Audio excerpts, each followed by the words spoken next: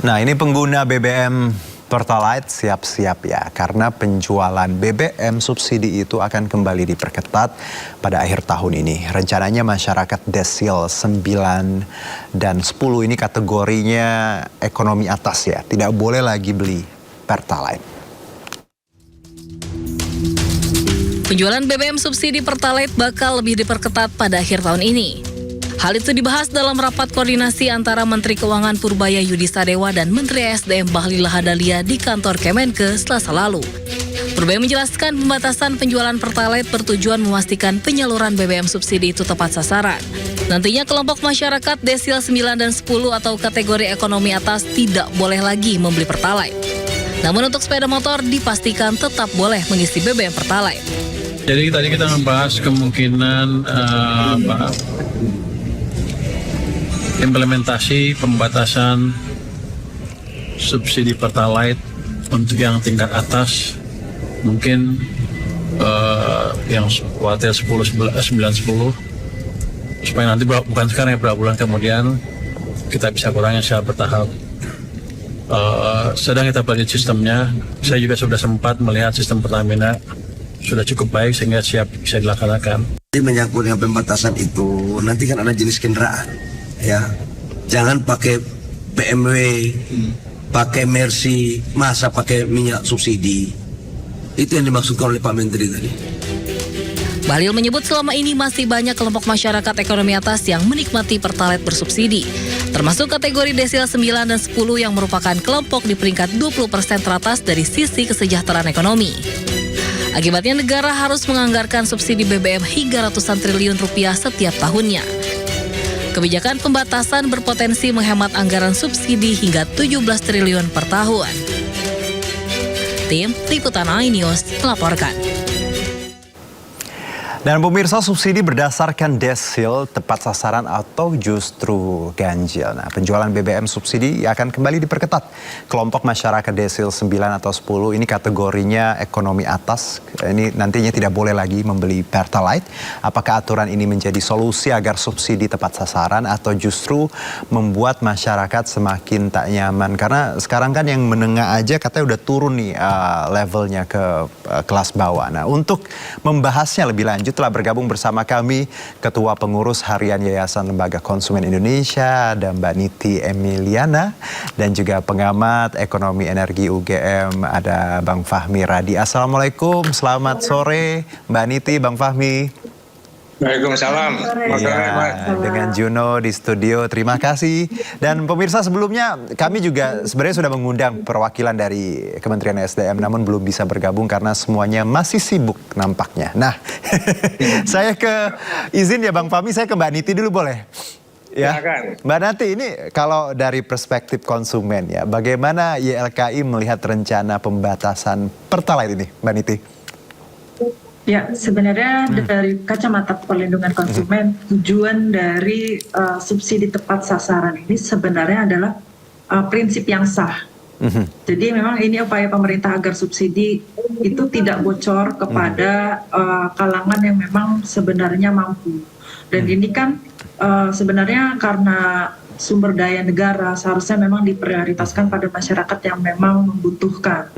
Namun memang prinsip dari perlindungan konsumen ini juga jangan sampai upaya memperbaiki ketepat sasaran ini juga menimbulkan ketidakadilan yang baru. Karena memang salah satu tolak ukurnya itu adalah desil, di mana desil ini sebenarnya kan kayak halnya status sosial ekonomi, sedangkan status sosial ekonomi masyarakat itu sangat-sangat dinamis. Ya.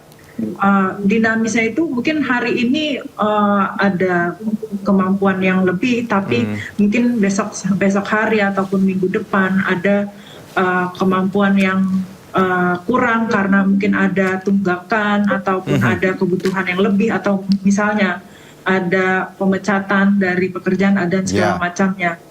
Maka dalam hal ini secara akurasi data ini juga benar-benar harus diperhatikan bagaimana keadilan sosial ekonomi masyarakat ini benar-benar harus akurat. Jadi perlu ada mekanisme koreksi dan juga data ini perlu diperbaharui secara berkala gitu ya.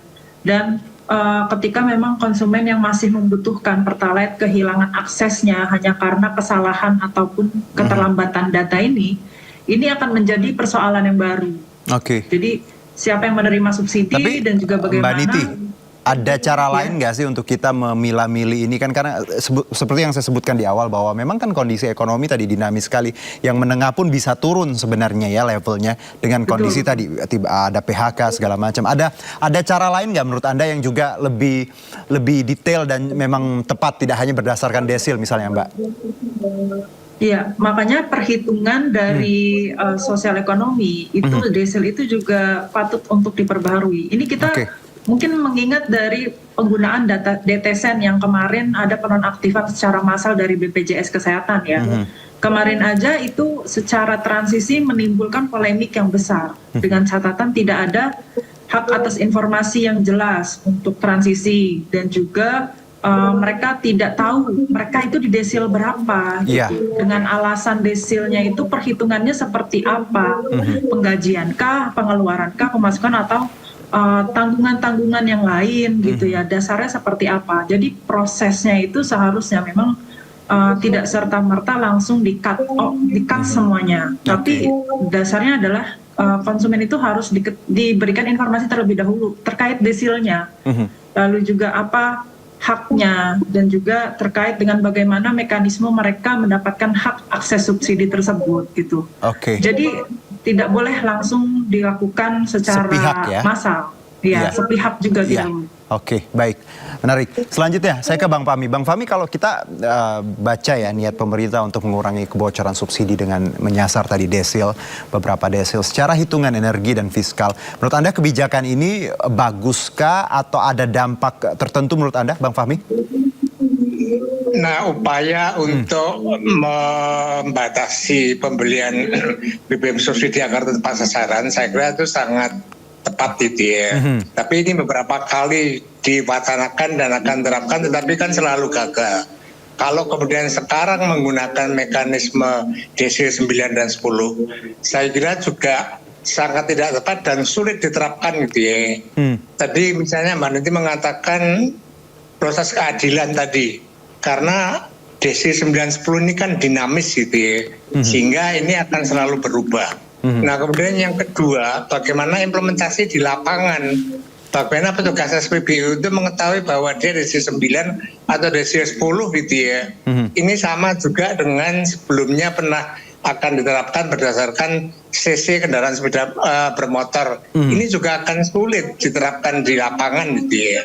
Nah menurut saya ada cara yang cukup sederhana dan bisa langsung diterapkan gitu ya.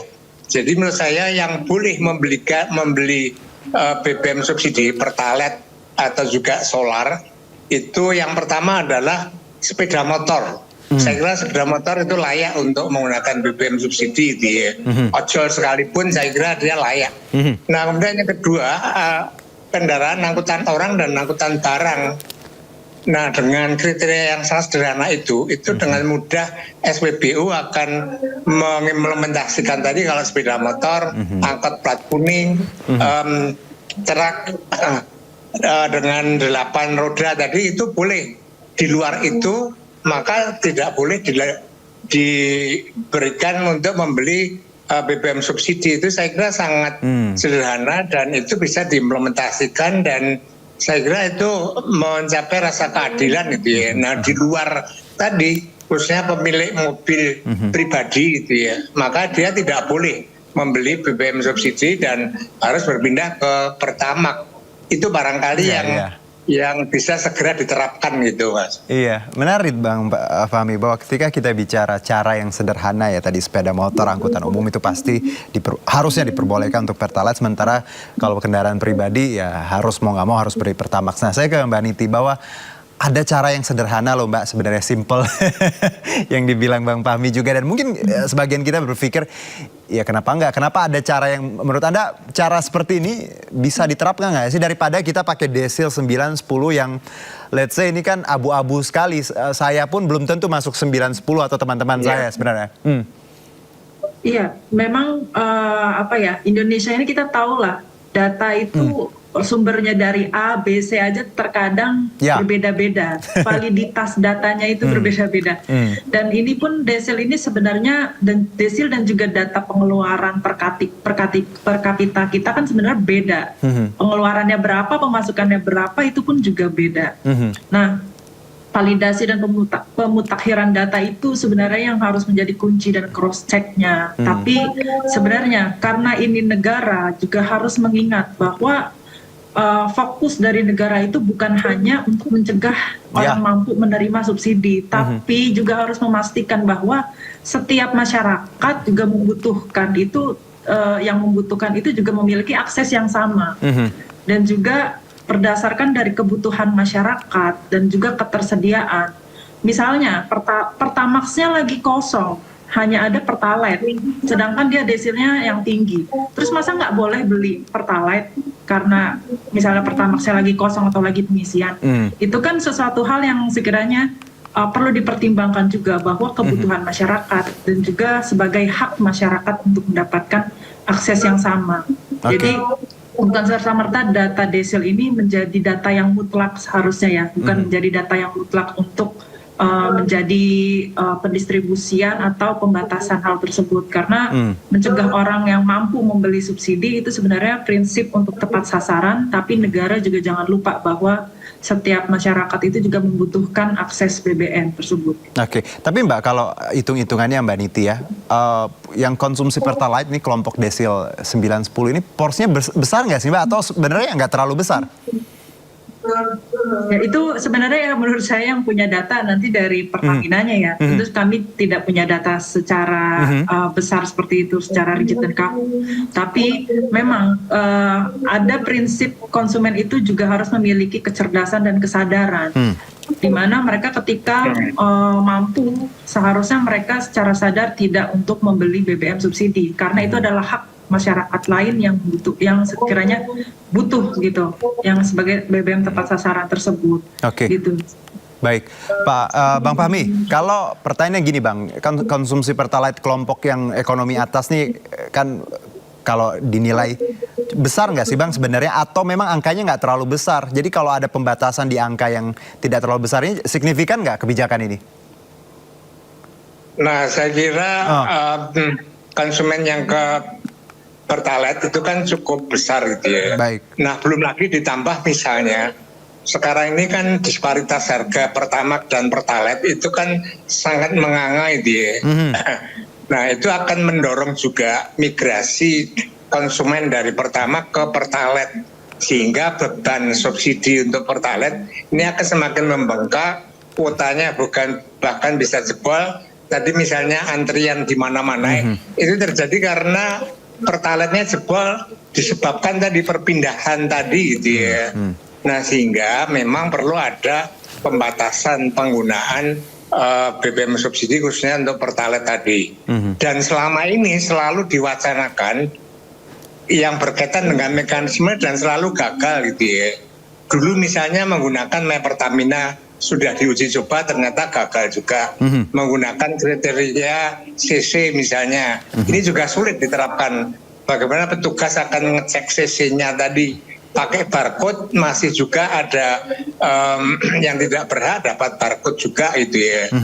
Karena mekanisme tadi, maka tadi saya usulkan cara sederhana, yang penting pembatasan ini dapat diterapkan lebih dahulu itu ya.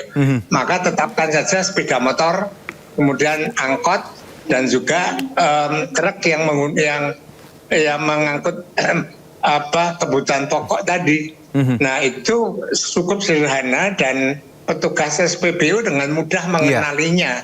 Sepeda motor boleh, angkot boleh, truk roda 8 boleh gitu ya. Kalau masih memikirkan desil dan lain sebagainya, saya semakin yakin bahwa itu tidak akan mudah diterapkan dan akhirnya tidak pernah ada pembatasan, padahal beban subsidi itu sangat besar itu Mas. Iya, karena udah ada contoh tadi Bang Fahmi ya, My Pertamina, CC juga ya ternyata nggak jalan. Nah, kalau ke Mbak Niti, bahwa sebenarnya banyak langkah yang sudah dilakukan pemerintah, termasuk My Pertamina tadi gagal, CC juga gagal. Apakah yang disebutkan Bang Fahmi tadi harusnya ini yang harus segera dilakukan, Mbak Niti, bahwa motor, angkutan umum udah itu yang memang berhak pertalite, yang lain ya mobil, mau mobil apapun ya mobil pribadi go ke Pertamax menurut Anda?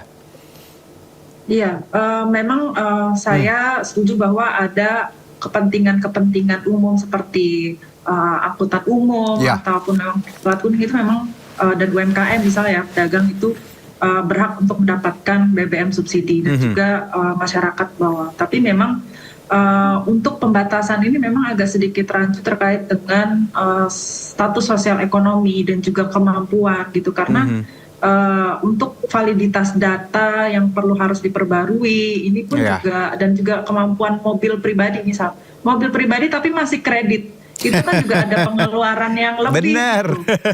Nah, itu juga tidak serta-merta bahwa ada status ekonomi yang lebih tinggi. Nah, dan juga mungkin ada konsumen atau masyarakat yang punya asetnya banyak, mungkin biasa tuh yang sudah purna tugas ya, asetnya banyak tapi uang cashnya atau uang secaranya itu mungkin tidak terlalu banyak. Nah, sedangkan kebutuhan juga banyak. Nah, itu kan juga menjadi standar yang rancu. Bagaimana status ekonomi masyarakat ini, pengeluaran dan juga pemasukan ini akan menjadi kerancuan di implementasi di lapangan. Nah, mekanisme ini sebenarnya harus juga dipertimbangkan gitu. Jadi jangan sampai akses masyarakat ini serta-merta dibatasi padahal sebenarnya mereka mampu. Jadi perlu ada pendefinisian, pengkategorian yang jelas dan juga indikatornya itu yang jelas, dan juga yang tentunya konsumennya juga harus diinformasikan. Gitu. Iya, harus ada tadi ya sosialisasi terlebih dahulu dan tidak semerta-merta langsung gitu ya Mbak Niti ya, langsung diterapkan. Tapi Mbak Niti, yang menarik juga Bang Fahmi tadi bilang disparitas harga ini jadi salah satu poin ya. Itu kenapa orang akhirnya beralihnya, karena kan harganya cukup signifikan. Anda melihat disparitas harga juga salah satu item yang harusnya bisa ditekan agar publik tadi juga paham harus menggunakan yang mana. Karena kan kalau kita lihat ada yang lebih murah ya orang akan seperti itu Mbak Niti.